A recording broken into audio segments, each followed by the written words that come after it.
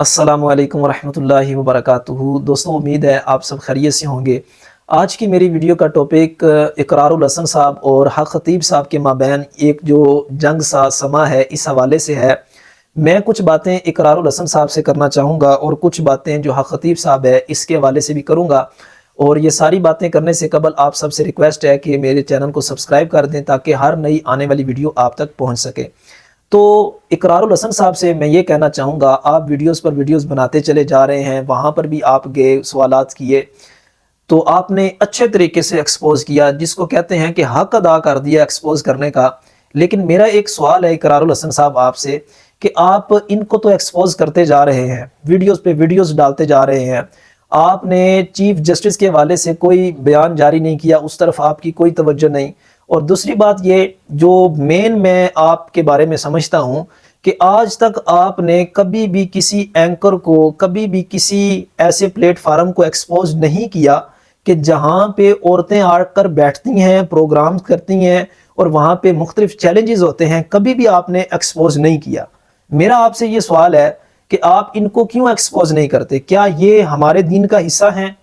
اگر یہ حق خطیب کے بارے میں آپ یہ کہتے ہیں کہ یہ ہمارے دین کا حصہ نہیں ہے، یہ خان خواہوں کے یہ جو ہے مطابق نہیں ہے، تو جن پروگرامز میں آپ بیٹھ کے عورتوں کو چیلنجز دیتے ہیں، یہ وسیم بدامی صاحب ہیں، فہد مصطفیٰ ہے، اور کئی پروگرامز میں آپ بھی شریک ہوتے ہیں، آیا آپ اس کو دین کا حصہ سمجھتے ہیں؟ اس لیے آپ اس کو جو ایکسپوز نہیں کرتے؟ اور دوسری بات یہ کہ اگر دین کا حصہ نہیں سمجھتے تو کیا آپ اس لیے ایکسپوز نہیں کرتے کہ آپ خود بھی ان کے اندر شریک ہوتے ہیں؟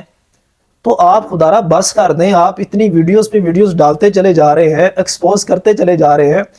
اور دوسری بات یہ ہے کہ اقرار الحسن صاحب، میں حق خطیب صاحب کے حوالے سے ایسی بات نہیں کہ میرے وہ کوئی پیر ہیں یا میں ان کو ولی مانتا ہوں، میں کچھ باتیں آپ کے سامنے، آپ سب دوستوں کے سامنے میں کچھ باتیں عرض کر دیتا ہوں قرآن و سنت کی روشنی میں، تو اس سے آپ یہ اندازہ لگا لیجئے گا کہ حق خطیب صاحب جو ہیں ان کا کیا معاملہ ہے اور کیا معیار ہے۔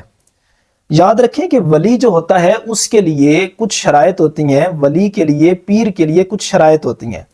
پیر کی جو شرطیں ہیں امام اہل سنت نے فتاوی رضویہ کے اندر بیان فرمائی۔ پہلی جو شرط ہے وہ یہ ہے کہ وہ صحیح العقیدہ سنی ہو، اور دوسری شرط یہ ہے کہ وہ عالم دین ہو، تیسری شرط یہ ہے کہ وہ فاسق مولن نہ ہو، اور چوتھی شرط یہ ہے کہ اس کا جو سلسلہ بیعت ہے وہ نبی کریم صلی اللہ تعالیٰ علیہ وآلہ وسلم تک پہنچتا ہو۔ تو اب اگر یہ چار شرائط کسی بھی بندے کے اندر پائی جائیں تو وہ پیر ہو سکتا ہے۔ اب حق خطیب صاحب کے جتنے چاہنے والے ہیں یا جو بھی ان کو ایکسپوز کرنے والے، وہ دیکھ لیں یہ چار چیزیں ہیں تو پھر وہ ٹھیک ہے، وہ پیر ہے۔ باقی جو ولی ہے، ولی تو اللہ کا خاص ایک فضل ہوتا ہے جو اللہ اپنے ولی پہ کرتا ہے، اور ولی کے دل میں اللہ ہی اللہ ہوتا ہے اور وہ غیر کی طرف نظر نہیں کرتا۔ اور ان ولیوں کے لیے یہ کرامتیں کوئی شرط نہیں ہوتی، ولی کے لیے یہی بات ضروری ہے کہ وہ اللہ کا فرما بردار ہو۔ وہ ایک بڑی مشہور مثال ہے نا، ایک شخص کسی بندے کے پاس گیا، کسی اللہ والے کے پاس گیا، تو 40 دن گزرنے کے بعد وہاں سے جانے لگا، تو اللہ کے ولی نے پوچھا تو کیوں جا رہا ہے؟ تو نے تو کہا تھا کہ میں یہاں پہ بہت عرصہ گزاروں گا اور رہوں گا آپ کے پاس۔ اس نے کہا جناب میں نے آپ کے پاس کوئی کرامت نہیں دیکھی۔ تو وہ اللہ کے ولی فرمانے لگے خدا کے بندے، کرامت نہیں دیکھی، تو نے یہ دیکھا ہے کہ 40 دنوں میں میری کوئی نماز قضا ہوئی ہو، کوئی دین کے خلاف میں نے عمل کیا ہو؟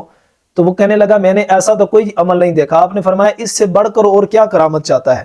کرامت یہ ولایت کے لیے شرط نہیں ہے۔